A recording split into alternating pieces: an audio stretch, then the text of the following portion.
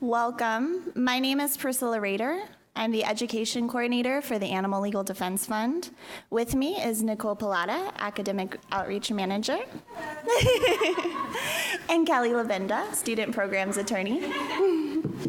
We are delighted to welcome so many incredible law students to the second annual Student Convention. Woohoo!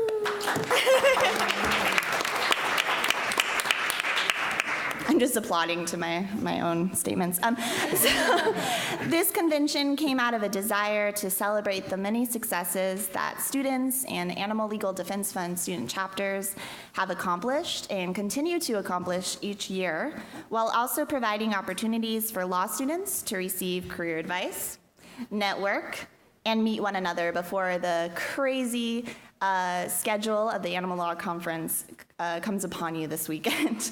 It is a whirlwind, but I'm very excited to experience it with all of you. There are over 50 student chapters represented here today, and even more during the conference. I really encourage all of you to introduce yourselves, mingle, build those connections. They really do go a long way.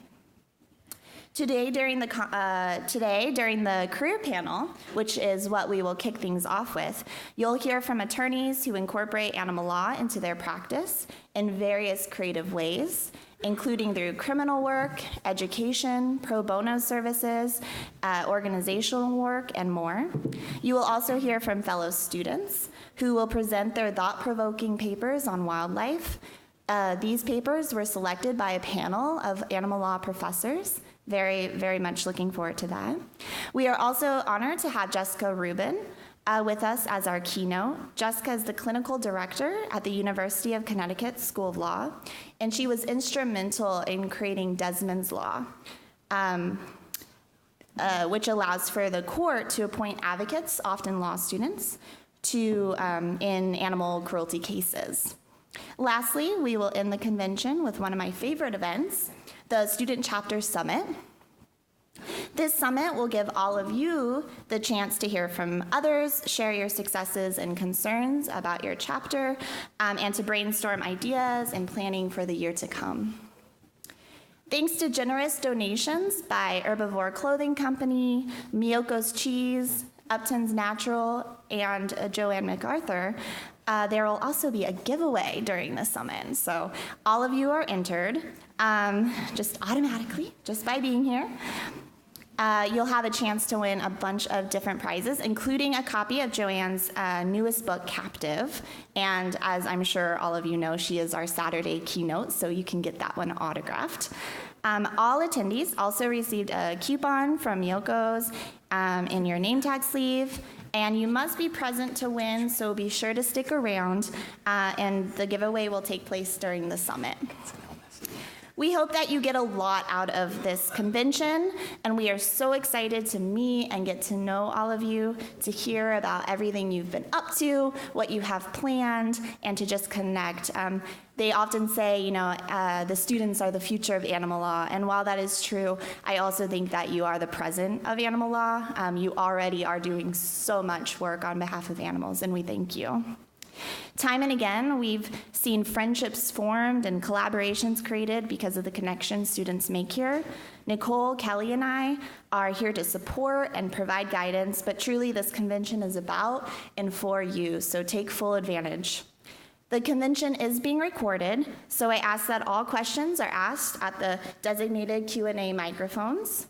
However, the summit will not be recorded to provide a space for a candid conversation. We thank you for spending the day with us and for all that you do on behalf of animals, both professionally and personally. We couldn't not ask for a better way to spend our weekend, and we're glad that you agree. So we'll get started with our career panel. This panel will be pretty informal, and it will be guided by your questions. So start thinking about what you'd like to ask them, things you're curious about, advice, any concerns that you have.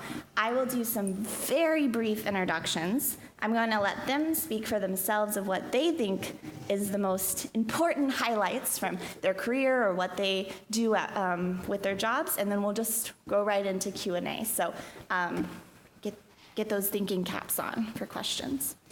First, we have Michelle Welch. Michelle is a Senior Assistant Attorney General in the Virginia Attorney General's Office, and she is the Director of the Animal Law Unit at the Attorney General's Office. Hello. We have Amanda. You can wave. Amanda is a staff attorney with our litigation program at the Animal Legal Defense Fund. We have Rajesh Reddy. He's the interim director of the Animal Law LLM program at Lewis and Clark Law School. We have Tom Linney there at the end. He's the pro bono director for the Animal Legal Defense Fund. And we have Mary. Mary Hollingsworth is a trial attorney for the U.S. Department of Justice in the Environmental and National Resources Division. And last but not least, we have David Rosengard. He's a staff attorney for the Criminal Justice Program at the Animal Legal Defense Fund. Unfortunately, Amy Turkinski from the Veg Invest was unable to be there, so thank you so much to David for stepping in at such last minute. So I will have them go down the line, give their highlights, and then we will get started with the Q&A. Thank you. Okay. Excellent. Well, I'll keep this brief because this should be about you and your questions. As you heard, I am a staff attorney in the Animal Legal Defense Fund's Criminal Justice Program. I'm also an adjunct who teaches animal law at my alma mater, Lewis and Clark Law School.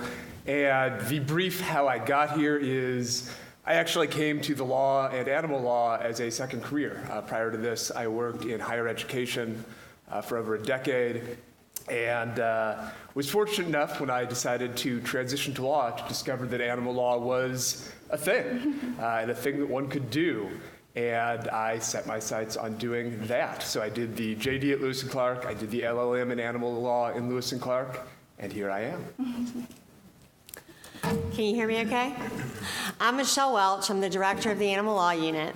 I've been a prosecutor for 20 years. The way I got to my position was I was a prosecutor in a DA's office. We call them CAs in Virginia because we're a Commonwealth. And my boss came to me. I was doing everything from graffiti cases to murder cases, and he says, "You're going to do the animal abuse cases." And I will tell you that at first I was like, I don't want that job because it's going to be sad. And he said, "You'll take that job." And I was like, okay, I'll take the job because I want to be a prosecutor. So what I found really quickly was that no one cared about those cases, and it enraged me that someone could be convicted of a felony for possession of cocaine, and the violence to the animals wasn't taken seriously. So I did that for 5 years, and I came to the Office of the Attorney General, and I think this will probably be a resounding theme, but you have to do everything. You can't just do one thing. And so I had to do other things. I civilly committed sexually violent predators. I was counsel to our ABC board, and the animal stuff followed me to the point that it grew over the years. And 3.5 years ago now, my Attorney General created the first of its kind in the nation animal law unit in the Virginia Attorney General's office. So day to day, I go all over Virginia, whether it's Wise County, whether it's Alexandria or Fairfax, and I help prosecutors do animal abuse, animal fighting cases, wildlife trafficking. Tomorrow I'll be talking about a chicken abuse case that we did. And so we basically either sit as a special prosecutor and do the whole case, or we sit as second chair and help the prosecutors. So we do that all over Virginia. So that's what I do.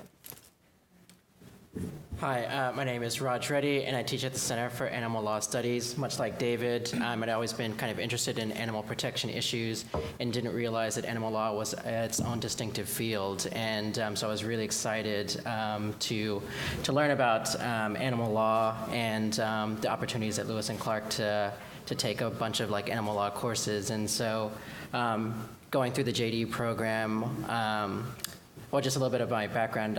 Much like David, my background was in teaching higher education, And I knew I always wanted to teach, and so when this position opened up at Lewis and Clark, I found a way to kind of marry my two interests, so teaching and working in the animal law field. And so at the Center for Animal Law Studies, I teach our Animal Law Fundamentals course, our Animal Legal Philosophy course, our Animal Law LLM seminar, and I direct the Animal Law LLM program there as well. Hi, once again, my name is Mary Hollingsworth. I've been an honors attorney with the U.S. Department of Justice in the Environment and Natural Resources Division for about 7 years. The closest thing I could get to an animal law position was in the Wildlife and Marine Resources section. I specialize in 2 types of cases. One case is the Endangered Species Act cases, particularly critical habitat cases. If you follow the U.S. Supreme Court arguments, the very first argument of the year was on the highly endangered dusky gopher frog. That was my case at the trial level. It's pretty interesting. Check it out. And back in 2014, my division received joint jurisdiction over all federal animal welfare statutes. My section got the civil cases. The environmental crime section got the criminal cases. And so my second specialty is animal fighting cases. We saw a gap in how, essentially what was happening to the animals that were found on scene when U.S. attorneys' offices and agents were executing search warrants. So we developed a program to make sure that the animals were seized, cared for, and handled in a timely fashion so that we would have a better chance of placing them in homes. So those are my 2 primary focuses at the Department of Justice. Morning, Amanda Howell again. I'm a staff attorney with the Civil Litigation Program at Animal Legal Defense Fund. Before joining ALDF, I worked briefly in private practice doing consumer protection class action work. Before that, I was Assistant Director of Litigation for the Center for Science and the Public Interest, which is a food and nutrition advocacy firm in DC. And before that, and while I was in law school, I worked at the National Consumer Law Center. So coming at this from kind of a consumer protection angle, and some of the cases I'm sure you guys know that we do is to use state UDAP laws, unfair and deceptive acts and practices, to go after bad actors for fake humane labeling claims, things like that. So yeah, I think that's how I ended up getting into animal law, was through the food angle and basically seeing animal law and going after farmed animals, people who use farmed animals to kind of cure all of the other causes that happen as a result, including food safety issues, abuse, public health and safety, things like that. So. I'm just here for the giveaways. I didn't realize I was going to be on the panel. You guys should have told me something. So I'm Tom Linney. I'm the pro bono director of the Animal Legal Defense Fund. As a law student, just to give you a path, as a law student, I met our executive director, Steve Wells, and Pam Hart at the Equal Justice Works conference in DC. When I was in law school, not thinking, I was a human rights, environmental, legislative affairs type of guy, and then I met Steve Wells and Pam Hart at a job fair, and sort of changed the path of my life. Obviously, I didn't realize that there was so much to do within the law for animals, and how the legal system is so far behind in terms of what our society expects for how the law would treat animals. And so I went back to UT Austin, where I was studying, started an animal law, a student animal legal defense fund chapter, not knowing what I was doing. Obviously, just relied on ALDF to give me resources and help me along the path. We got an animal law course offered. Then I became the SALDEF president, and a lot of it was as a result of ALDF holding my hand through the process, because I didn't know what I was doing. I said, hey, how should I do this? And they helped in that process. And then I got a job for an animal law practitioner in Florida who was suing. One of the main things that she did was sue pet stores that were selling puppy mill dogs. I got an internship with the Texas Humane Legislation Network, and was able to do research on various legislative initiatives that they were trying to work on. I got involved with the Austin Animal Welfare Committee of the bar section. I got involved in the Texas Bar Animal Law section. Unlike my co-panelists, I didn't have the smarts to be in this field, so I just did everything and anything that I could to try and learn about animal law and network and connect. And also one of the biggest things was coming to a conference like this. I went to the animal law conference that Lewis and Clark held, and I went to a conference at Harvard. So it was just trying to put myself out there, meet people, learn about all the different various elements of animal law and the ways that you could try to pursue that as a profession. I graduated and volunteered with ALDF. You know, I got involved with animal law not thinking there was a job in it. You know, at that time, this was 2005, the job prospects were still a lot better than they were before, but not quite where they are now. Things have evolved so much. So I wasn't expecting to be doing this for a profession, but I just enjoyed it, volunteering so much that I guess ALDF couldn't get rid of me, and I stuck around long enough, and they eventually hired me. But yeah, that's my path now. And now I'm the pro bono director. So right now I travel the country, meet with law firms, give presentations, try and talk about animal law, expose all the future judges and legislators and partners about animal law issues, and try and get the firm culture around this country to change and look at animal law as another avenue in which that attorneys can get involved and try and create a better world. That's it. Thank you all so much. I'm not sure if my mic is on. Oh, there it is. If you want to start to line up for questions, there's a microphone stand here and one in the back. Hi, I'll take the plunge. So yeah, I'm Joseph from South Africa. I'm at the LLM program at Lewis and Clark. This is a question for Tom. Could you tell us, as much as you can, what criteria you use to choose which cases you take? I'm sure you get a lot of cases, so yeah, how do you decide which to take and which to drop? Thanks. Yeah, that's a tough one. It's probably better suited for Amanda, but I'll give my 2 cents quickly. A lot of it has to do with impact for ALDF. You know, we're a small nonprofit compared to some other organizations. So a lot of it is thinking about how can we do the most good with one particular case. Thinking about, you know, is there one victim here? Are we going to set any precedent? Are we going to change the law for the next 50 years? Are we going to just try and help one animal in an instance where we're trying to seek justice, which is a hard part because, you know, I think for a lot of us, we're drawn to the law because of the draw to justice and trying to create change and try and do the right thing. So it's a balance between, I think for ALDF, is trying to find a way that we can do the case right and give the right resources. But part of what I do, and maybe I'll let you chime in if you want to, but part of what I do is for the cases that ALDF can't handle itself, that's when I reach out to the pro bono network. So for those of you that are thinking about going into a law firm life, or solo practitioner, or whatever it is you're thinking about, we try to find a way to still seek justice on whatever that animal issue is, and pass it along to our pro bono network, even if ALDF doesn't do it as an organization itself. Yeah, and dovetailing from that, I will say what Tom does is super clutch for what we do in civil litigation.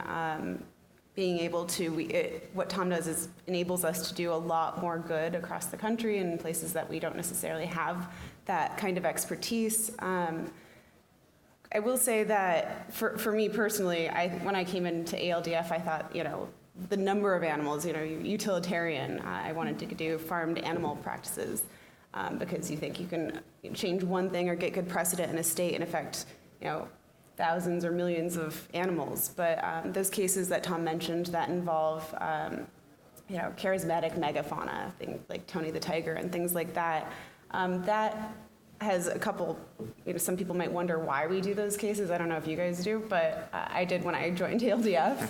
And I didn't realize how important it is for setting precedent and for changing people's minds in certain places. So that's another thing that we always consider. And again, thanks to Tom for letting us be able to do all of these different cases that, you know, the 10 or so attorneys in the civil litigation program wouldn't be able to do without him. So thanks, Tom. Okay, I'm just gonna. There we go. There we go. There you go. I was wondering what the limiting factor is at the moment in terms of animal law-related litigation. Is there a lack of legislation on the books? Is there legislation on the book, but there's no enforcement? So should we focus on like becoming prosecutors? Is there a lack of animal law attorneys? Is there a lack of funding within nonprofits for prosecuting? I was wondering if maybe you could flesh that out a little bit for us. Thanks. David, do you want to? So my answer is yes. It's hard to say there's one single limiting factor. You've identified the key limiting factors, and those are all present. The good news is I think that means there's a lot of opportunity for impact, for growth and change. So I wouldn't want to frame this as a matter of identifying the single biggest blocker as being hypothetically legislation and then telling you all, go do policy legislation work. The good news is there's impact you can make all across the board, depending on where your individual interests lie. So certainly, and I'll let the rest of the panelists address this from their perspective, but as someone who works in support of and with people in the criminal justice world, in some instances, it's simply a matter of resources. If you're dealing with a small county with a few amount of prosecutors, it may be hard for them to have the resources to deal with a relatively complex case in terms of your witness not being able to testify because your witness is a dog. And in other situations, it's a matter of the law not being as well drafted as we would like. Talking about a certain level of physical damage that an animal needs to experience for it to qualify as a certain kind of crime. And in other cases, it's a matter of public education and community understanding. So there's a lot of interface points where you can make a strong impact, and I would encourage you to figure out what it is about your passion for the law and where that intersects with animal law, because I assure you there will be an intersection there. Mm-hmm. I can comment from working at the Department of Justice. Our number one limiting factor is not enough agents. We need more agents who can work. We probably have 500 leads just for dog fighters. I mean, we have hundreds of people that we could be pursuing cases against, and we don't have enough agents. We have a few agents who actually started off as attorneys and switched gears. So that's one, and I think it would be great, the people who already came into my division with an interest in animal law, we are finding ways to get those cases. It would be great if we had more people who were particularly interested in animal law who wanted to take those cases, because we have a lot of them. Mm-hmm. I'd like to echo. Yeah. So in Virginia, and I think across the nation, sometimes it's about enforcement. And sometimes enforcement is not because they can't do it, it's that they don't want to do it. And so one thing that our unit has done is it's elevated animal crime so that now when I call the Commonwealth's attorney, or I call that law enforcement officer, or I call that animal control officer, they listen. And I used to call all the time before I was the director of the animal law unit, and I was a senior assistant attorney, and they didn't really care about the title. But now when I say I'm the director of the animal law unit, they listen. And so I've seen just in the formation of the unit and elevating it, more enforcement, but we still need everyone to do their jobs. So. Oh, sorry, I know you guys are waiting, but to chime in to represent the civil litigation side of things, I think that the two banes of my existence are exemptions in the law, so that certain animals are not covered. If the state has what looks to be on the face really great, like anti-cruelty laws, and then it's like, oh wait, it doesn't apply if someone owns the animal, or if this is this type of animal, and then even if you come up with a very creative cause of action to use civil litigation to enforce state cruelty laws, it still limits us a lot. So I really appreciate the legislative folks at ALDF and across the country, because that makes our lives easier. The other thing that, again, just really, I'm trying not to swear up here. All right. is standing. Because again, the people that we are trying to represent are animals, and even though we have laws that are designed to protect animals, the animals themselves can't sue. So that's something that, again, we need more animal attorneys, animal law attorneys, young people like you guys who have creative thoughts, thinking out of the box. My favorite thing about practicing animal law is there are no bad ideas, and it's still in such a place of development so that someone can come up with an idea, and that's going to help formulate our strategic objectives and our litigation strategy for years to come. So that's, I think, pretty exciting for everyone here. You can actually shape how this area of law develops and our ability to protect animals through cases. So, yeah. Hi, my name's Kieran Riley. I'm the Salative President at Catholic University in DC. And I just wanted to know, having been in the field for a bit and knowing what you know now, what do you wish you had known while you were in law school? Great question. Well, maybe I'll take first shot. One is I would have looked at all my classes in law school through the lens of animal law. There was a lot of horrible classes that I took that I didn't really care about, but if I had thought about, hey, how does this class apply? How can I think about this class creatively in a way that it would help animals? I would go back and redo law school in a way that I was always thinking about, something that inspired me when I was in that class. And the other thing is think about, when you're in law school, think about how you can utilize any of the law school's resources in a way that helps animals. Like when I applied for there was a Barron and Budd, there's a law firm, Barron and Budd, and they did these fellowships that they would give you money to do public interest work. But at the time, they had never funded anything involving animal law before. So I was like, oh, let me see if they'll fund this. And sure enough, I applied for the job. They funded it, and it was the first time, they had done it. So, and another thing is that I had, in UT Austin and some of the law schools around here may have public interest programs at your law school where an organization will raise money for the public interest law students so that they can get summer jobs. And at the time, I missed a deadline to apply for this funding. I had an opportunity to work for the Humane Society of the United States, and I couldn't afford to go and live in DC, still keep my apartment in Austin, and have a job and pay all the other things at the same time. But if I had thought in advance, hey, how can the school help fund me in a way that I can pursue the things that I'm passionate about, I might have had a chance to get that funding in advance and be able to pursue a job opportunity that I would have gotten otherwise. I would encourage you to make sure you are getting every internship that you can get to get you to where you want to go. I teach animal law at U of R Law School and William & Mary Law School, and a lot of what happens with my students is they're not gearing it toward the job they want. So let me give you a for instance. I knew I was going to be a prosecutor. I knew that's what I wanted to do. I went to school later in life. So I geared everything toward getting that prosecutor job. And so I did internships. They're free, of course, in a really busy Commonwealth's attorney or DA's office.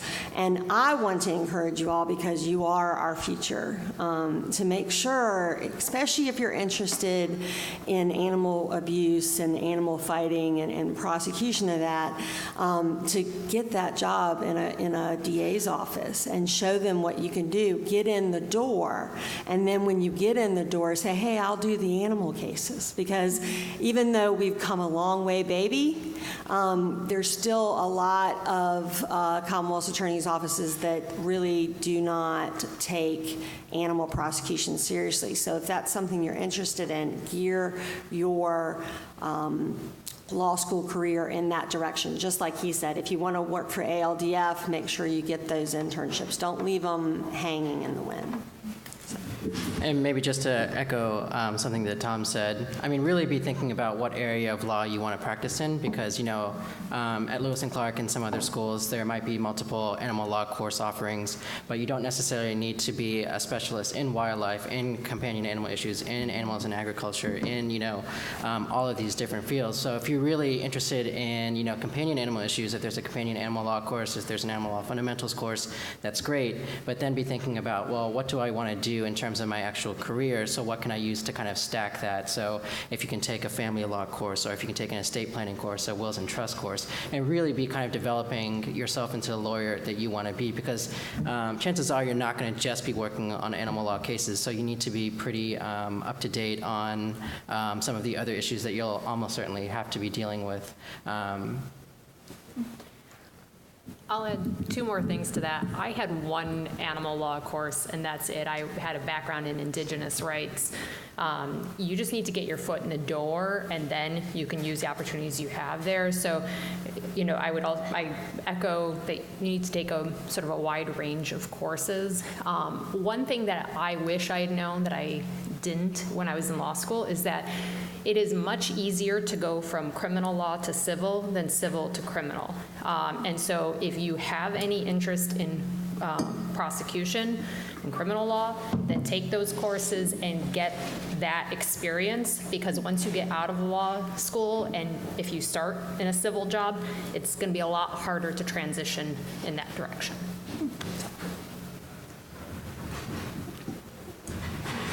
Spoke a little bit to what I'm about to ask, but that idea of transitioning from different areas in the field, whether it be nonprofits, government work, clerking, things like that, what is the most effective path as far as when to do what in order to be the best advocate for animals?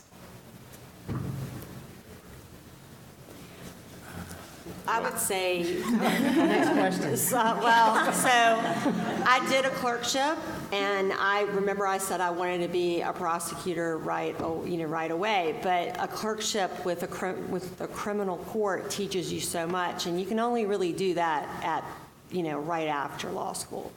And then you go for it. I really agree with Mary that I've seen civil attorneys want to be criminal, and prosecutors, we want to see what you can do. So as far as if you guys want to be prosecutors, make sure you take all the trial stuff you can take, and I know you all have, I think you all have trial skills weekend, but do all of that in the beginning. So that's what I would say. Yeah, that's a deceptively complicated question because of the ask you have at the end where you say, how can you position yourself to be the best advocate for animals? Because that's really going to depend on which animals and what moment.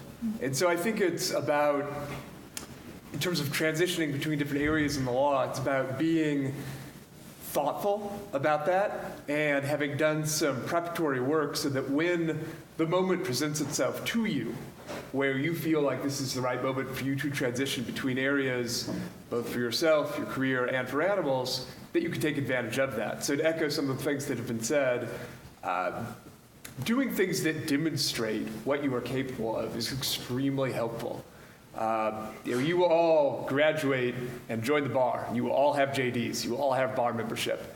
You want something that signifies more than that signifies what you can do and signifies, in terms of animal law, your interest in animals and animal issues. Mm-hmm. So put yourself in a position to do clerkships, to do externships, to get experience, and to be able to say, these are the things I can do, and this is the demonstration of my drive to learn more and do more.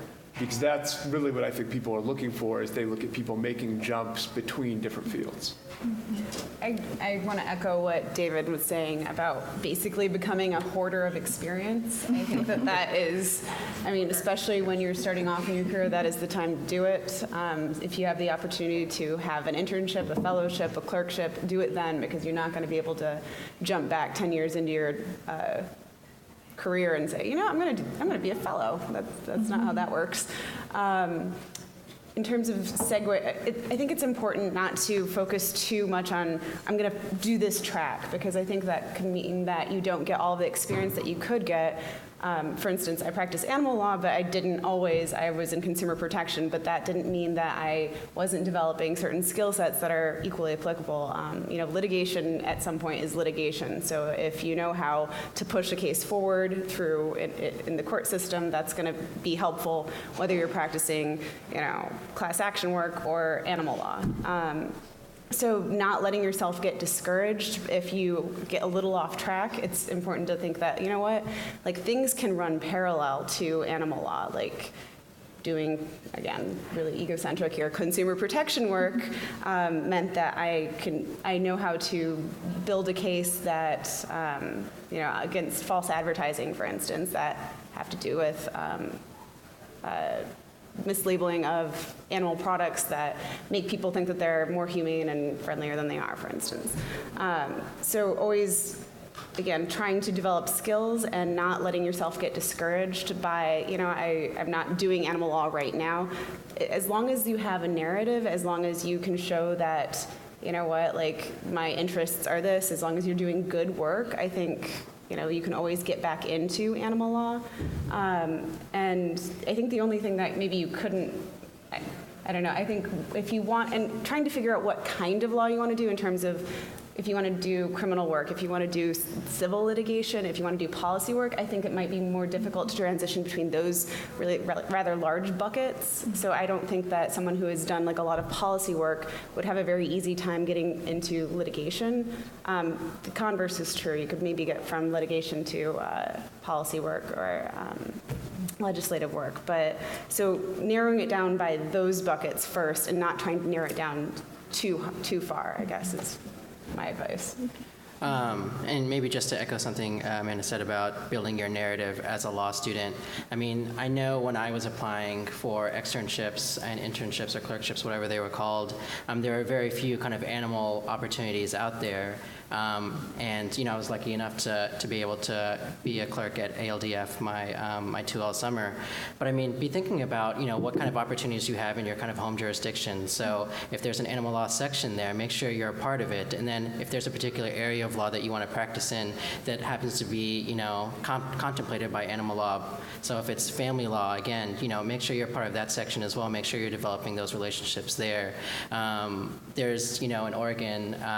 So yeah. Priscilla, David and I are all part of the Oregon State Bar Animal Law section. But there are other kind of organizations, animal law organizations out there. So for example, again, just in Oregon, because that's where the three of us are from, there's Humane Voters Oregon. And so that board, I'm on it, and it's comprised of, half of us are attorneys. And what we do is we advocate on behalf of legislators who are strong on animal issues. And there are people in your home states who are essentially trying to do the same thing. And again, it's really important to be able to cultivate those relationships so that, if they have a clerkship, if they have an internship, or if they know people who are going to be able to open those doors for you, you're making those connections early on instead of waiting until your 3L year or until after you graduate. So.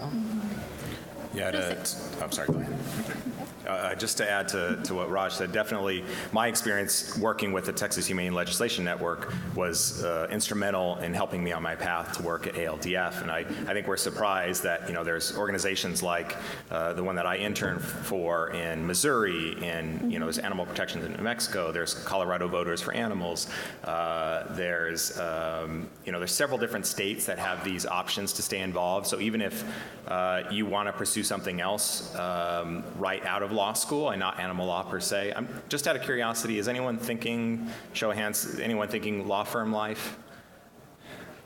Couple? Okay.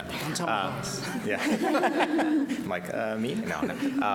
But I think the nice thing is that, and my view of the world is obviously only small compared to the world in itself, but I've seen more attorneys go from law firm to nonprofit life than the other way around. It's possible, there's obviously, but I think if you are thinking going to work for a law firm, or you're trying to, maybe you want to pay off some student debt, or you have some other obligations that you want to fill, just as some of my co-panelists have said, stay involved in the state bar section, stay involved in a local animal protection group, so that way you're still, when you're trying to make that transition, you have the track record, and whoever you're applying to work with can say, hey, they've stayed committed to the cause even though they were pursuing other issues. I'll just add quickly that clerking for a judge for a year or two is a complete waste of time, said no one ever. So I know it's not an obvious position that, where you work on animal law issues, but it gets you very good skills, good contacts, and it's a way to kind of buy yourself a little bit of time to figure out, because a lot of judges will allow you to work on both civil and criminal cases, and allows you a little bit of, a chance to kind of test the waters out without making a definitive call right out of law school. I just want to add something. I have two friends who did the law firm life, all right?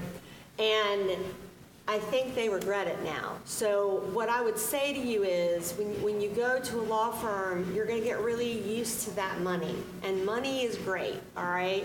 I'm a public lawyer. I don't make a lot of money, all right? But what I'll say is I'm probably the happiest lawyer you've ever met because I make a difference every day. I have people on the ground in Virginia right now serving a search warrant on a cockfighter. So I will say that the stuff you get to do is really cool, right? I inspected the circus, guys. Like, come on, like that's fun, all right? I made a cockfighter tear down the pit. He had to raise it to the ground, all right? So the stuff you get to do, and the easy answer here, I want you all to be criminal lawyers, sorry. I have an agenda, no. But every prosecutor's office, guess what they have? They have animal cases. And nobody, well, not ever, it's getting very popular to be an animal prosecutor, like much more than when I first started. But you get to do those cases, but you also get to like do all this other stuff that makes you a really good lawyer. Everything you do as a lawyer, that learning, whatever it is, it will help you be a better lawyer. So there's my little speech. So I'm going to be contrarian and talk twice. I'm not sorry.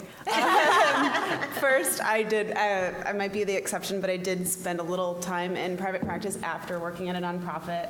I think the most important, and I need to maybe defend some law firms because if you can find the right law firm, if we're talking like maybe a boutique plaintiff side firm, something like that, there are a lot of jobs in law firms. So if you can't get in the place you want to immediately, don't discount law firms because if you find the right one, you can get amazing skills. You can get amazing experience. There are a lot of lazy partners out there that are going to let you do depositions, that are going to let you do dispositive oral arguments. And those skills, I think, are really important. And maybe,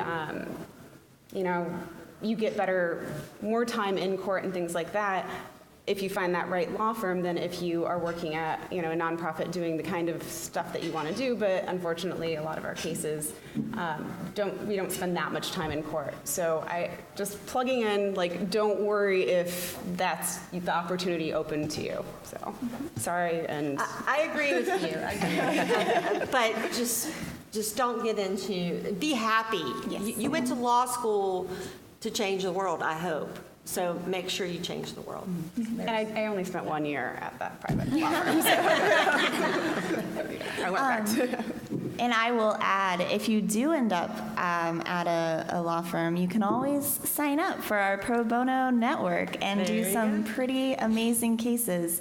And you can also talk with the partners about animal law, introduce it to them. So there are ways to expand animal law in any position that you end up in. One thing I did want to do that I totally forgot to do is how many 1Ls are there in this room?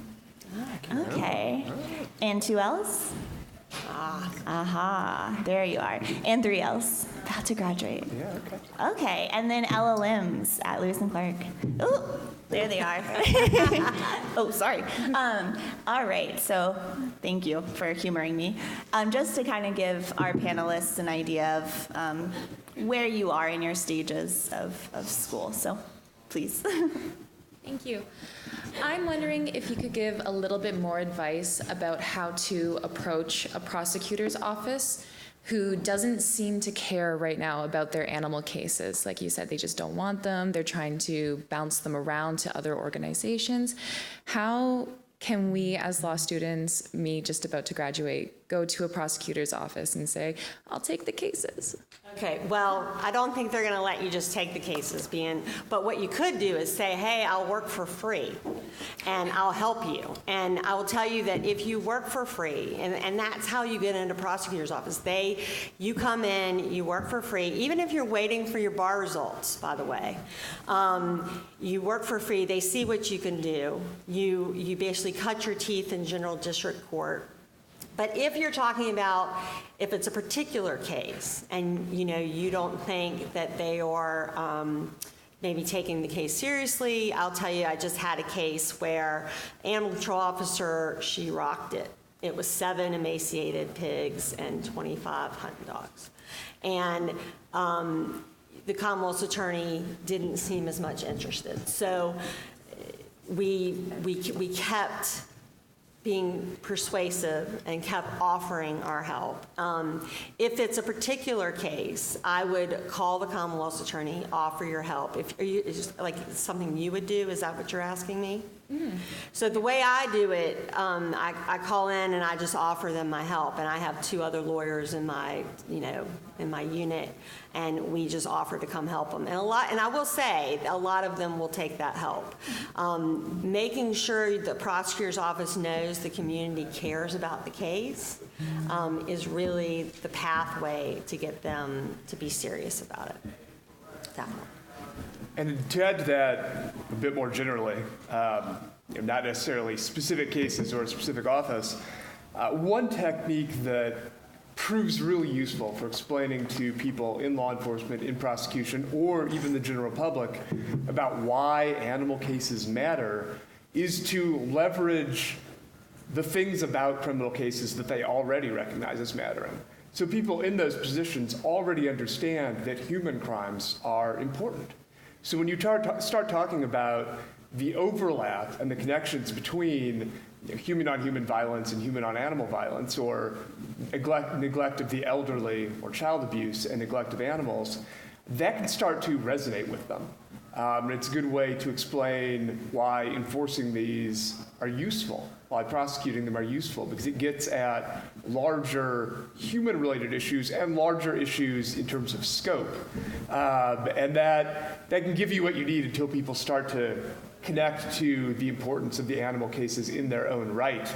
And then in terms of specific techniques, I think one thing that is helpful to know is the cases, as Michelle said, are going to be out there. And you may find yourself in an office where, as long as you can deal with the other things on your docket, if you have the room to pick up an animal case or so, that will be fine. When I was in my final year of law school, I was doing cases for the local prosecutor's office in Multnomah County, and we had these fish poaching cases that were just sort of floating around the bottom of everyone's docket, and I said, if I make room and get everything I need to have on my docket cleared, can I take those? And everyone was like, you want them? Sure, you can have those. So I got all the fish poaching cases, and it was great. I will say the link between pet abuse and human violence, the more you can stress that. Every single animal crime has a link to human crime. We had a case where the kitten was kicked and choked on video, and he sent it to his partner, and they all went out, animal control went out. They treated it as an animal case and not a domestic violence case. 24 hours later, she was dead. So if they had treated it, and I'll tell you, that police department will never make that mistake again. And so the more we can educate police officers, social workers, everyone, judges, about that link between those things, because there's links all between animal fighting and organized crime, so drugs, all that. And if you're looking for help making that case to department, to law enforcement, to people in general, that's one of the things we do at the Criminal Justice Program, the Animal Legal Defense Fund. So we've got not only the data to explain how that link works and how it works in different types of crime, but also a variety of different materials aimed at law enforcement, prosecutors, judges, and so forth. So we are more than happy to help explain to people why that is the case, and then also to provide the resources that they need to better handle these cases. And if those resources happen to involve teeing up positions for budding young attorneys, so much the better. Thank you very much. Yeah, Sure, I can also. Oh, sorry, go ahead. Just comment that if you guys happen to come across a case that you think violates a federal statute, I will give you my cell phone number, call me, because, so ENRD, for those who don't know, my division is considered main justice. We are specialists who handle cases in every district in the country. If you try calling your local U.S. Attorney's office, my experience has been, there are some offices that are fantastic, but a lot of them are underwater in terms of cases. And, there'll be 4 civil attorneys for 400 cases. I don't have that kind of caseload. And we have, a few people in my office who are very interested in these cases and will follow up. So that's another avenue, and we cover every district. Yeah, just Their wanted. unit kind of rocks. I was just going to add, one of the things that I guess you can sell is, whether criminal or civil, is when you're doing animal law work, it's the ability to develop skills that are going to serve you for whatever you're going to do. So if you approach the firm or the lead prosecutor and say, hey, I want to take this case because I'm going to get experience that I wouldn't get otherwise. At a lot of firms, you don't get a chance. You'll be in a cubicle for the first 6 years of your life, and you're not going to argue a case. So one of the appealing things about volunteering or doing pro bono work is that you do get a chance to develop these skill sets that will help the firm in the long run that you're not going to do just in your regular, job and your regular day-to-day. So talk to them about how this case or this interest area of interest for you will benefit the firm in the long run, or the organization. All right. Hi, everyone. Thanks for your advice so far. My name is Kartik Raj. I'm the president of the Animal Law Society at UCLA. One of the things I'm wondering about, basically we're sort of a new organization at UCLA, and we're trying to build coalition ties with other activist groups on campus. And I was hoping to see if I could get advice from any of the panel members here about basically convincing other social justice advocates or other kinds of organizations about the overlapping importance between animal law and other areas. My focus is on environmental law in particular, but also food justice, consumer protection, as has already been mentioned, violence against human beings, various sorts of systems of oppression and things like that. Because we've run into certain challenges where, in general, animal issues are unfortunately not taken that seriously, even though from the environmental point of view, for example, animal agriculture is one of the leading causes of climate change. And our Environmental Law Society, has no qualms about, catering a bunch of animal products at their events. And I asked them, what's up with that, And they're like, they just, they don't really care that much. And it's hard to approach groups like that are already doing a bunch of great work without seeming overly critical and not like wanting to preach to them, and also not wanting to come off as an extremist, which a lot of people like to characterize us as. So any advice you have about reaching out to those other sorts of groups already doing great work so we can build a coalition and a unified movement to address these sorts of overlapping issues would be great. It's a great question, and I think you're thinking about it the right way. So much of what we're trying to accomplish, we need to expose other people to the issues. So when I was in law school, we organized a talk. I try to do something every month. So it was we had someone come and talk about spirituality in the law. So I was able to involve some of the faith-based organizations to SALDEF event. We did a CAFO talk. We did a variety of events, just trying to meet people where they are. So if there's a criminal law organization, or there's we had a women's law organization, so invite them. Domestic violence is obviously both genders, but oftentimes, you just find where you can meet them. And I think another thing is that making sure that we reach across the table. So going to all the events, like going to the other organizations' events and just putting yourself out there, introducing yourself, showing that you care about what they're trying to do, because obviously a lot of these things are great efforts, but getting involved so that way you can build these relationships and then you can start to inform them about how all these issues are interrelated, as my co-panelists have said.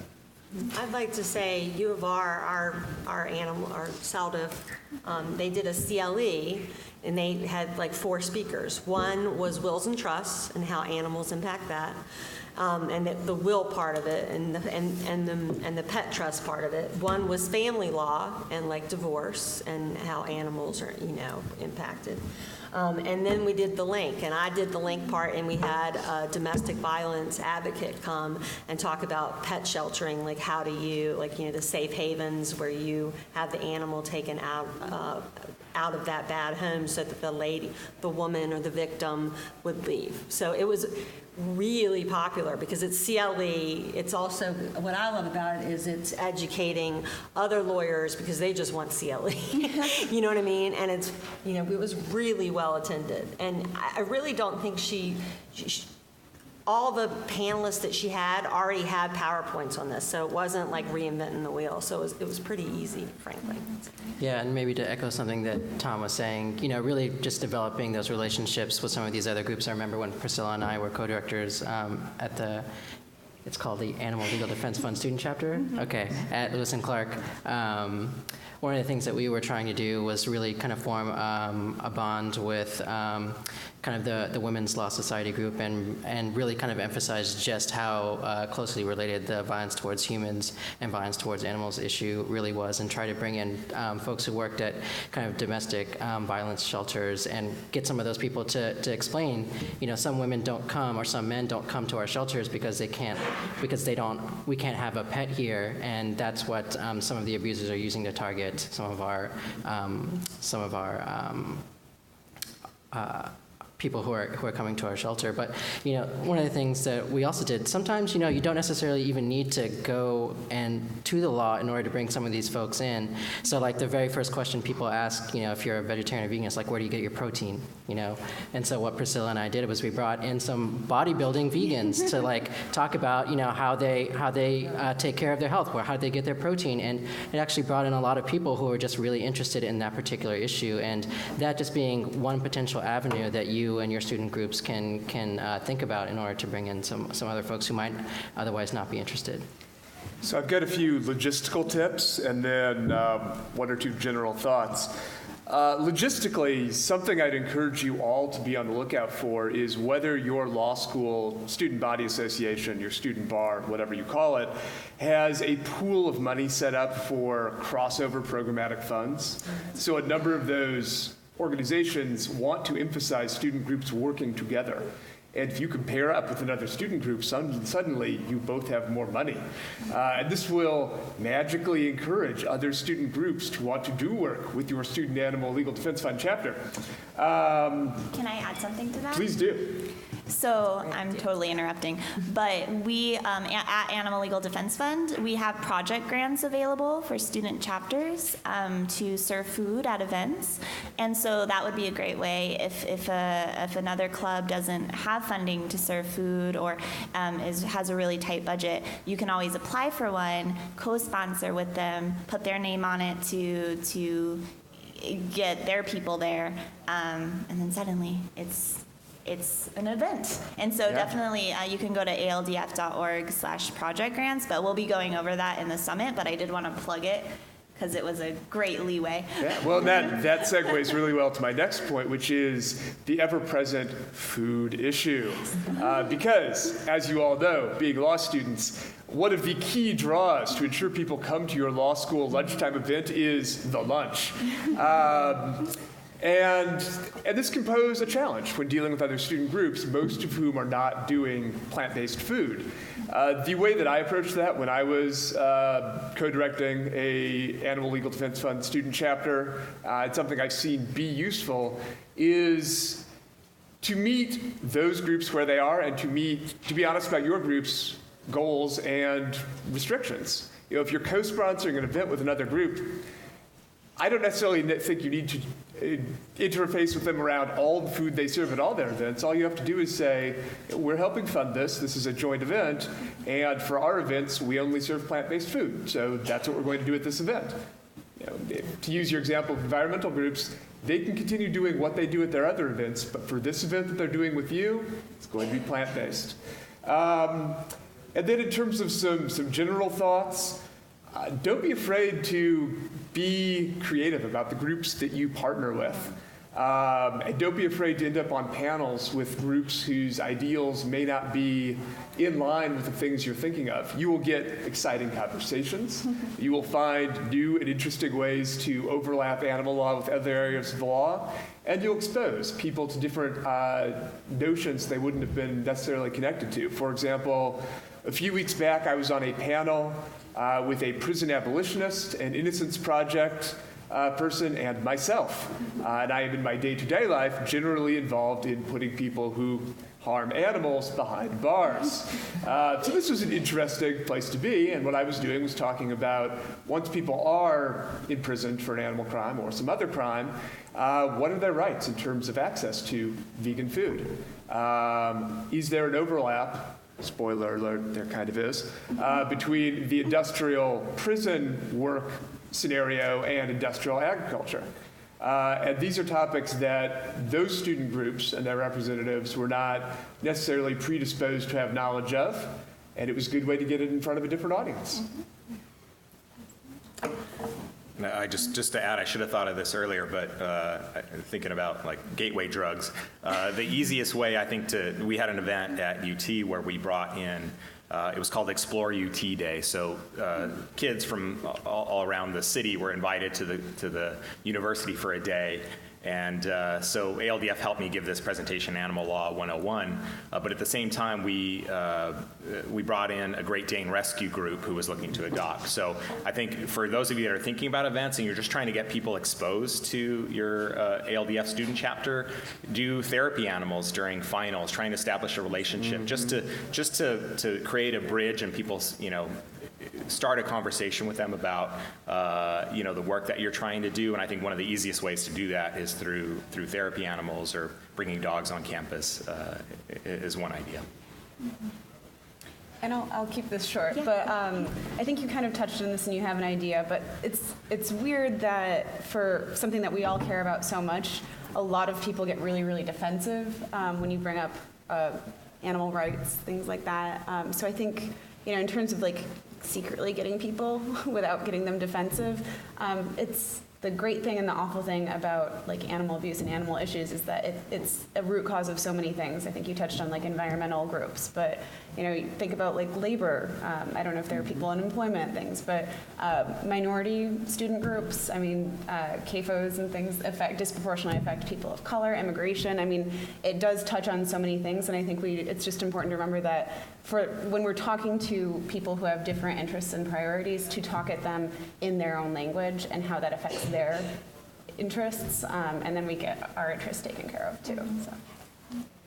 Yeah, I will add, make friends. So I think it's easy to just keep in your bubble or keep with your friend group, but try to make friends across platforms, across interests. So then when you're going to them and you're questioning, like, oh, why are you serving this? Do you know about these resources and stuff? They have an idea of who you are as a person, and they know that it's not necessarily an attack. Whereas, and I can't remember who said it, but someone mentioned, go to their events too. Show that it's not one-sided. And I think that makes all the difference to how people react to what you're saying. I would go further, and maybe you might not be friends, but you can be professional. So many defense attorneys have they've said less than appropriate things to me over the years, and I just come right back at them as a professional prosecutor. Like, I had one very emotional email from an elderly, well, it's a senior member of the bar, and I told him, I went right back to him and said, this is a negotiation, so if you have a counteroffer, please give it.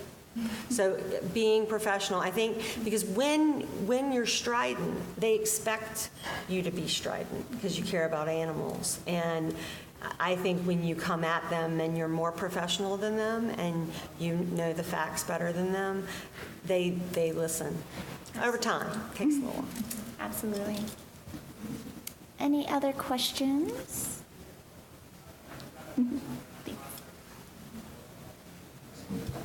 Hi, my name's Frank Walsek. I'm from a DC law school, and I'm actually from Chicago. It's good to be back. I was wondering about, in terms of endangered species, charismatic megafauna, super easy to care about, really cute, charismatic. But in terms of dusky gopher frogs, how do we get people to care about their critical habitat, strategy-wise, and both from a public education side, which is 50% of the game. How do we get people to understand the science behind it, how important it is to actually protecting their critical habitats and kind of elevating them to that charismatic megafauna status? So that's a good question, and it's a difficult one that I actually often don't deal with in that respect, but I still have to get a judge to buy into my arguments, because sometimes, and you guys will probably figure this out in the next few years, you could be legally right and still lose if you cannot tell a good story to a judge. I was in Eastern District of Louisiana in front of a judge who, if you read the order, it's very clear he does not like us and does not agree with us, but felt that Congress said what it said in the act. And so I found a way to make it about what Congress is mandating, not about what's right, not about the fact that we're down to 100 frogs in the wild total. Like, that's it. Like, this is it. This is like do or die for the species. And so sometimes the best tactic is not to argue from that perspective. I found that in that particular case, the best angle was, hey, we're just doing what Congress told us to do, and Congress made it very clear, and you may not like the result, but then you should go to Congress. You should not, this is, legally speaking, we're right.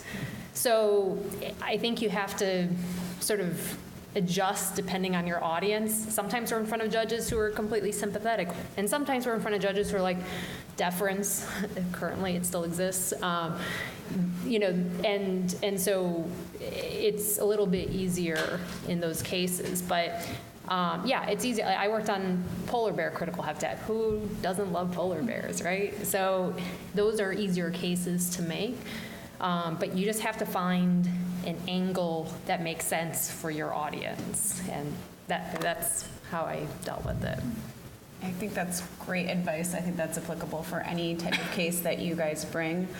Figure out what your judge and your district and what they're going to care about and link it to that.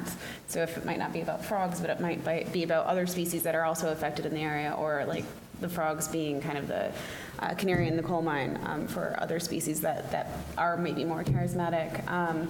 If you are in difficult jurisdictions, for instance, we just filed a case in Missouri to basically trying to support the rights of plant-based food companies and clean meat food companies in the future to be able to call their products like meat and ham, whatever, veggie ham, and not things like, you know, texturized soy kibble or something. And, you know, Missouri is probably not the best place for, like, we want to be able to make benevolent bacon a thing. But so we're focusing on the constitutional issues. Like, it's about, like, constitutional things, freedom, First Amendment, and that is going to resonate more. You know, so you just kind of have to tailor and as you said, tell the story. And even though it might not be the story you want to tell or I want to tell and rant about, but if it needs to resonate with your audience, basically. So. And that's good advice, to go to your public education. How do you communicate to the general populace? That's good advice as well. And I think it's something that we've been, in various ways, saying throughout this session is find the point where you get traction with your audience, which is good lawyer advice in general. But when you're talking to members of the general public, it may not be because frogs are really cool, although they are really cool. It may be the canary in the coal mine argument. It may be that they're an indicator of environmental stresses. It may be their impact on the rest of the food chain. Just figure out what is going to speak to your audience and then lean on that as your leverage point. And once that opens up the conversation, then I think you can expand to some of these larger issues about the intrinsic worth of the frog as a frog. Another thing I think we're kind of dancing around is people care about people generally. Yeah. I mean, maybe less so in this room, and I think I like animals more than I like most people. So I'm with the right people, ironically. But point is, if you can make it about people too, that tends to help.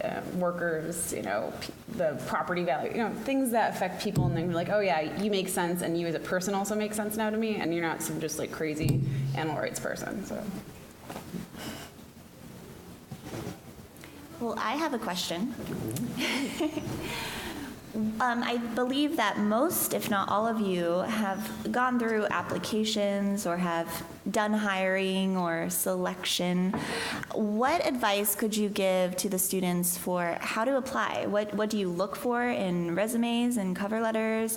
What do you look for in interviews? And how could they help themselves stand apart from the other applications?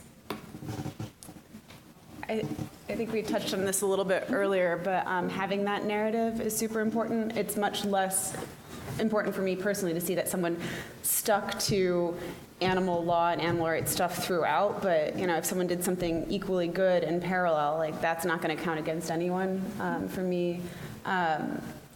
So as long as your resume tells that story and shows your interests, I think that's great.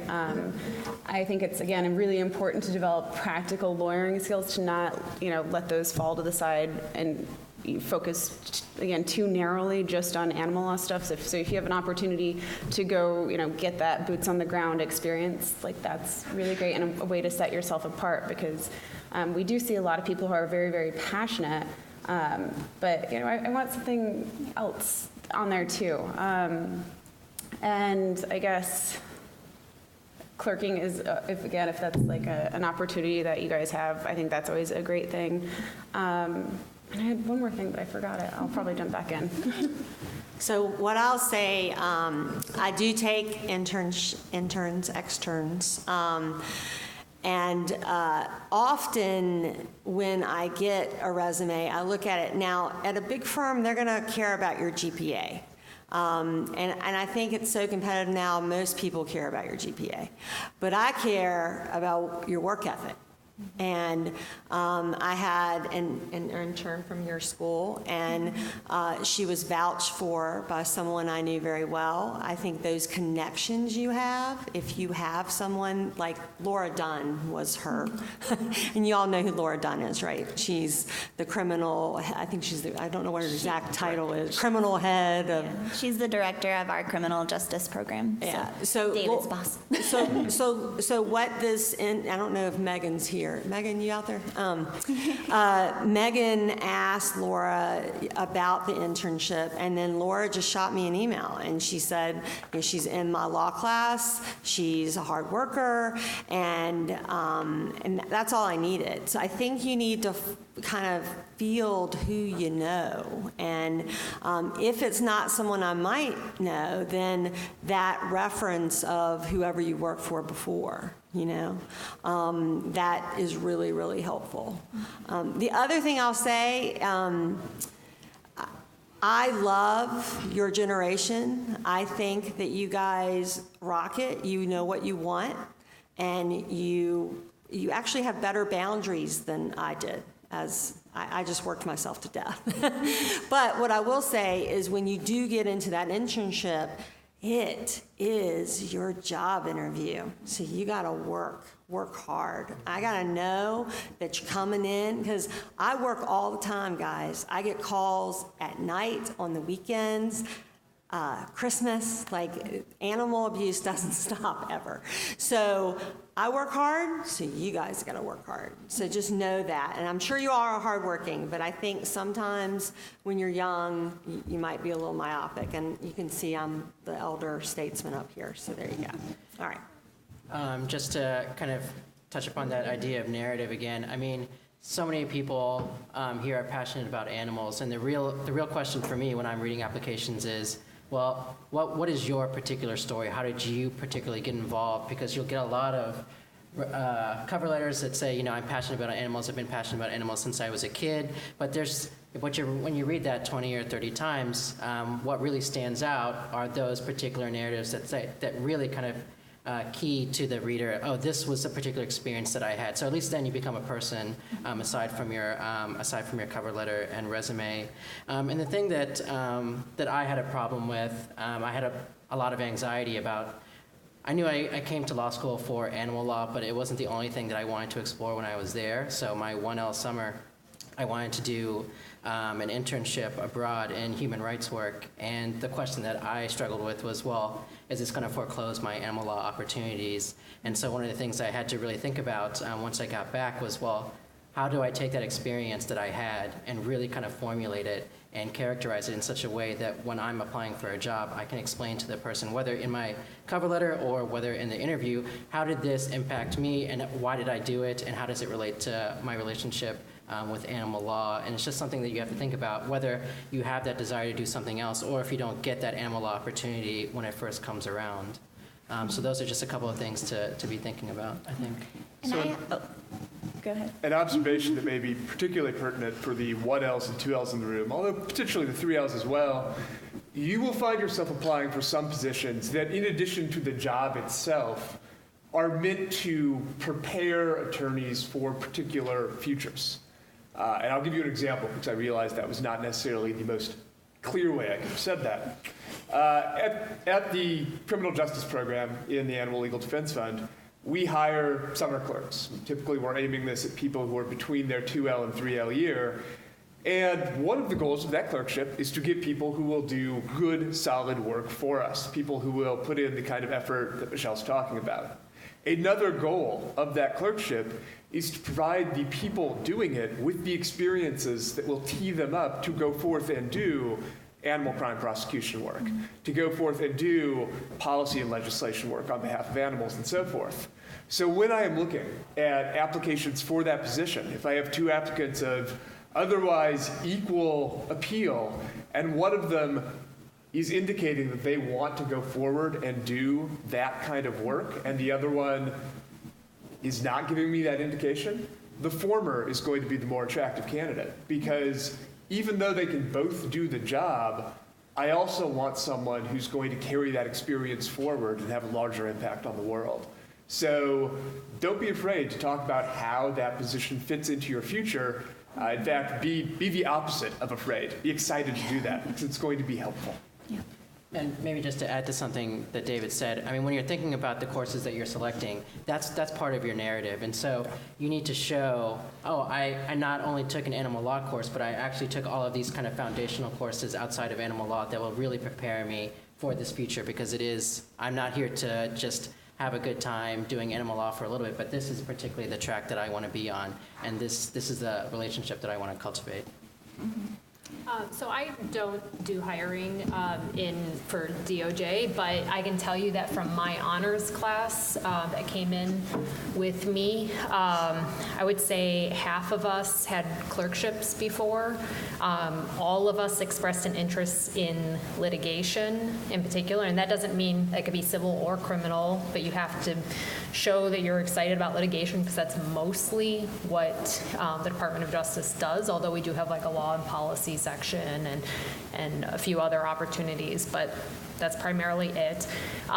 If you think that you're interested in that, I would say half of the people, I was not in this group, but half of them had clerked or done an externship with my division. And there are opportunities in DC, but there are also opportunities in Denver, which is a little bit cheaper for the summer, for a semester, or whatever. So those are options. And I will also say that as far as I know, out of the 40 or so attorneys that I have come across in my section, only 4 of us have had an express interest in wildlife and marine resources law and had some actual experience or coursework or something to bring to the table before we started. Most people don't know that our section exists. They don't know that there is this option, and so we don't often get the kind of people who had taken a wildlife law, who even know what NEPA is or know what ESA is or anything like that. So look broadly, think about opportunities that you have in these kinds of offices. And so if you sort of express that interest, you're going to stand out because there are not that many of us.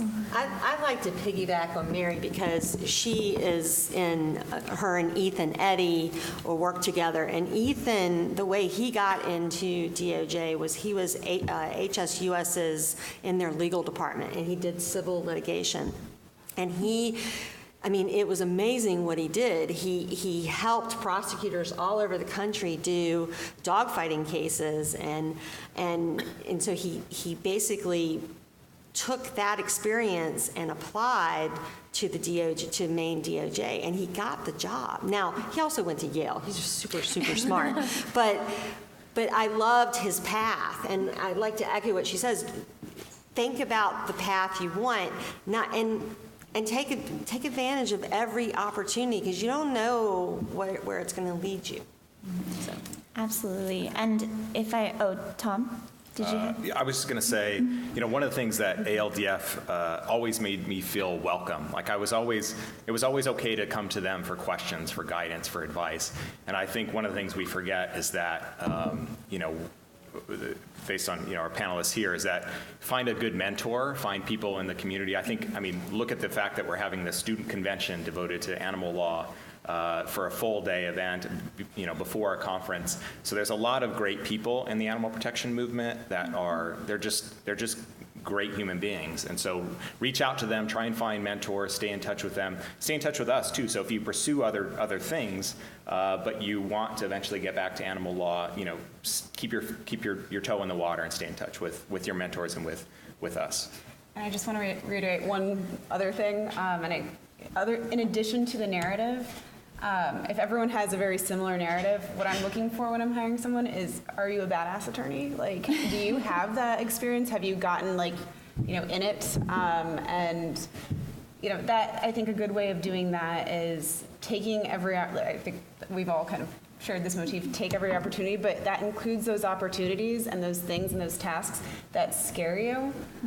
Personally, for litigation, oral arguments are super important, and I have a fear of public speaking, weirdly. So you push yourself every time that opportunity comes up. Who wants to argue this? Volunteer for that. Do those things that scare you, because then nothing's going to scare you, and then you will have those skills under your belt and be able to do everything, not just the things that you care deeply about, but want to hide behind a desk. So that's something else that kind of sets people apart, is those really practical litigation skills. And just one more thing that before it slips my mind, you're not just building your own narrative, but you should know the narrative of the organization you're applying to. So what kind of major cases have you seen, or do you know about in the past couple of years at least? How did they affect your kind of view on animal law? And if you don't have time to write about it in your cover letter, you should make sure that you're able to speak to it when it comes time for the interview, because that's almost certainly a question they're going to be asking you, why do you want to work here? What about our work really excites you? I'd like to say so Attorney General's offices usually represent state agencies. And so every state has a wildlife agency, right? And every state usually has a Department of Ag. And so that's another entree into maybe doing some kind of animal law work. Thank you all. If I may, I have 2 other points that I forget who now. I know Michelle's one. So she mentioned how you treat your clerkship, treat whatever position as that job interview, especially over the summer. If you're like me, you want to say yes to everything that you are given an opportunity and you want to be like, yeah, I'll do it. Don't. Learn to say no, learn to know your boundaries, to not overcommit. I'd rather see someone do one thing really, really well and show up every day prepared, ready to go, than doing 5 things mediocrely, just kind of showing up but not really there. So definitely know your own boundaries, know what you can handle, what you're interested in, and know to say no. I learned that later in the game. My 2L was not, I did not have free time at all. So, Can I? Yes. So I've had interns that have come to my office and they want to split the summer. Oh. And I have to say, I don't remember those interns. Like they always ask for a reference, and I always give them a reference. But what I'll say is, you've got to be memorable. You know what I mean? And if you're only coming to me for a month in the summer, you're not going to get the full. You're not going to be able to go on a search warrant for a dogfighting search warrant, right? Or you're not going to go inspect a fox pen in the middle of the country, because if you're only with me a month, in that month, I don't know what's going to come up, you know what I mean? And there may not be any, there may be maybe 1 or 2 court dates. And so, especially in the summer, you want to give that office your all so that they can remember you. You want a lawyer to remember you. Yes. Right? You shouldn't have to remind me who you are, right? I should remember you. So, thank you. And my other point, as far as the 1Ls in the room go, I know that there's a lot of pressure to find an animal law related position for your first summer. I would take, if you get something that's legal and not animal related, and there aren't really other options, or you're thinking about just taking classes or something, that's great. I would say if you have the opportunity to gain legal experience your first year summer, take it. It doesn't necessarily mean need to be animal related. You need that legal experience because, like Amanda touched on, you have to show that you can do the job, not just that you're passionate about animals, but that you know how to read, write, that you know how to research, things like that. I thought you were going to say, like Amanda, had no animal law experience coming up, and and here she is. No, she's amazing. Well, and to echo that, I imagine everyone in this room will be able to demonstrate an enthusiasm for animals and animal issues. Otherwise, you would not be here. So when I'm looking at someone's narrative, as expressed in their resume, their transcript, their cover letter, all of that, if you're in this room, you're probably going to have that demonstrated already. What's useful for me to look at in terms of between your 1L and 2L summer is simply that you kept doing law stuff, that you got through your 1L year and you weren't scared off of the law.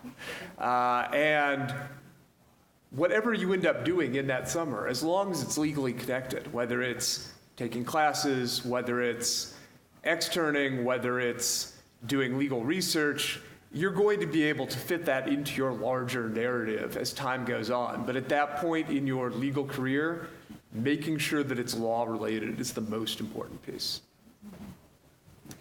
So we are about to wrap up. I wanted to ask our lovely panelists if they have any last words for the panel, not in general. Well, maybe I should speak to my profession as the pro bono director at Animal Legal Defense Fund. Is just a plug for you all to get involved in volunteering, whether it's in animal law or other issues. We are better people when we volunteer. The legal profession is very challenging. It's emotionally taxing. We have a lot of issues, mental health issues within the legal profession. And one of the best ways to try and address those is by doing something outside of yourself. So volunteer on animal law cases, visit sanctuaries, do things that are, there to make the world a better place, depending on where you are and where you're going to go in life. And stay in touch with us. Let us know how we can support you. As I said, it's a great community. There's a lot of really good human beings involved. So stay in touch with us. Let us know how we can support you and help you on your path. And hopefully, at the end of the day, you'll be able to get involved in a way in your life that helps animals in some capacity. I guess I will have some words of comfort in case anyone's anxious, and everyone. I think it's almost more of a burden to be like you all and know exactly what you want to do, and then have that as your focus. And I want to say it's okay to get a little what you might think of as off track. Things run parallel, and again, if you have that narrative and continued interest, it's okay not to go by the book and have that plan. I certainly didn't have that, and pleasantly, I never had a plan at any point, and if I did, my life did not stick to it. So it's okay, as long as you're doing something that you love, building skills, and maintaining your interest. I think you're going to end up where you want to be eventually, and like Tom said, get into at least in some way be doing animal law in some capacity, and that includes volunteering, and that was all very comforting, so I guess I'm going to say something scary now. All of the passion and interest in the world doesn't make up for having practical skills and being a really, really good attorney. So you do have to work hard. I think a lot of people throughout my career, having worked in nonprofits and not, sometimes there's a type of person, not that any of you are this type of person, that think of nonprofit work as like, oh, well, I'll have an easy 9 to 5, I'll take an hour lunch. Like, work-life balance is important, and I definitely, ALDF and other organizations, I think, definitely have that. But this is not your easy, squishy, lazy career. So let that passion translate into how hard of a worker you are, and I think that also helps you be set apart from everyone else. So hope that was balanced. So my point for you is to be open to opportunities. I get, I'm sure, I've talked to a lot of people over the years. I've attended ALDF's conferences a number of times, and I often come across or meet people who, they absolutely have to graduate and work for ALDF or HSUS or ASPCA or one of those organizations, or Lewis and Clark, and they're amazing, but there are only so many jobs there, right? And I think that people forget, working with the government provides you different opportunities. I don't have to establish standing. I don't have that. I don't have to do that. I can just walk into court. And I'll tell you, a very good friend of mine who comes from one of these major animal welfare, animal rights organizations told me this once last year. He said, we've been trying for 10 years to create a program or get the FBI interested in these cases, the USDA interested in these cases, get the Marshal Service on board, create a path for animal fighting cases, and you and Ethan did that in less than a year. Because we are within the organization, we were the only ones interested in the cases when we got joint jurisdiction, and we were able to push that in a way that he said that they were not able to. And we absolutely rely on and work with NGOs all the time. We would not be able to do the animal fighting cases without them.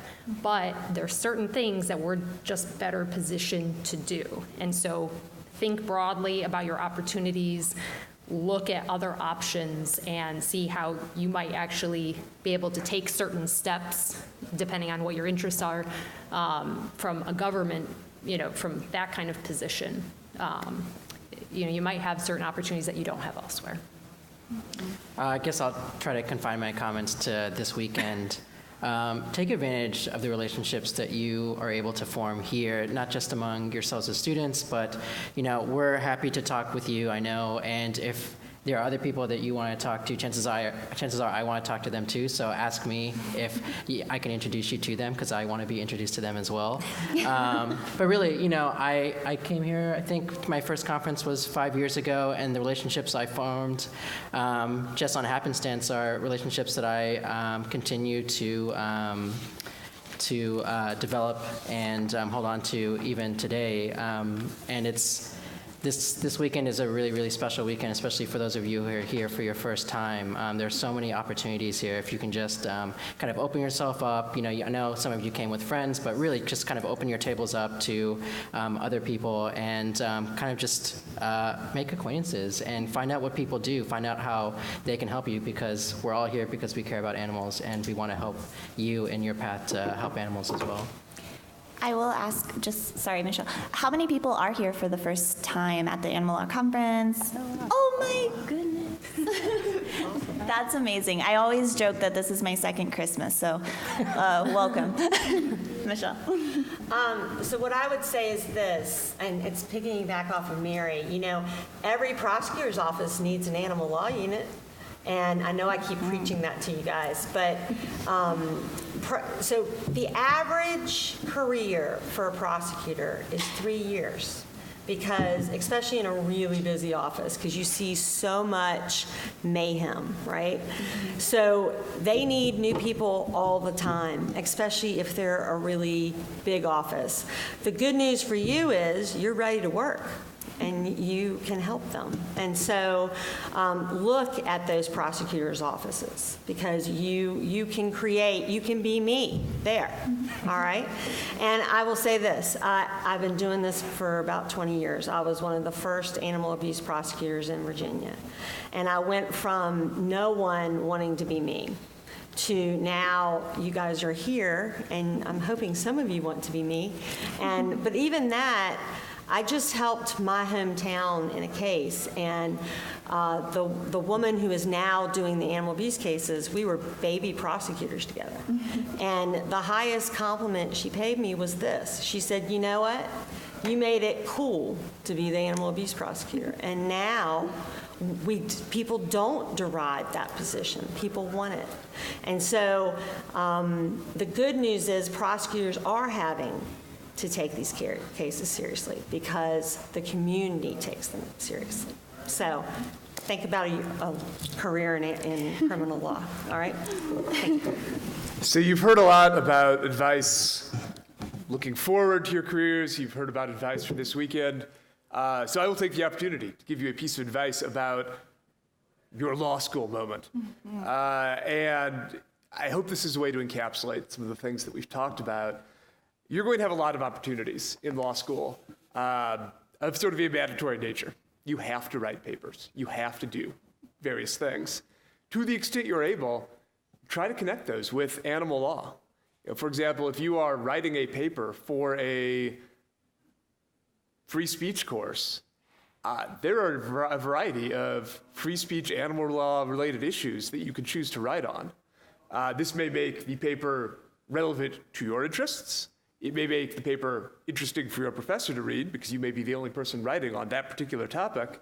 And it allows you to build up a body of knowledge that you can use to position yourself for further opportunities. And as a final plug, if you get that paper back and you feel like it was well written, it got some good feedback, you can workshop that up and submit it for publication in a law review. And that is always good for your resume. Or Priscilla, you could speak at this, well, not this table, we'll have a different table since it's in Portland, but next year at the student convention, you could be one of our fabulous law student panelists and submit your paper for that. And we'll have more details coming up in winter. But yeah, so there's a lot of opportunities out there to frame whatever it is you're doing to an animal issue and get a lot out of it, get a lot of mileage, not just in that class, but you could publish it, you could speak, you could work with the bar sections to present there, you could volunteer with them. So there's a lot of opportunities. But I digress. We are going to break for lunch, so please join me in thanking our fabulous, fabulous panelists.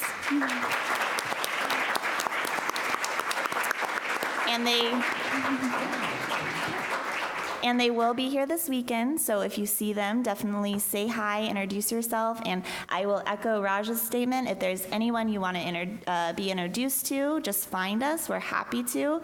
I'll be introducing myself to many too, so you can join me in that, and I am so happy all of you are here. Please come say hi to me too. I'd love to get to know all of you, and thank you, and lunch will be out there. But we'll be eating it in here.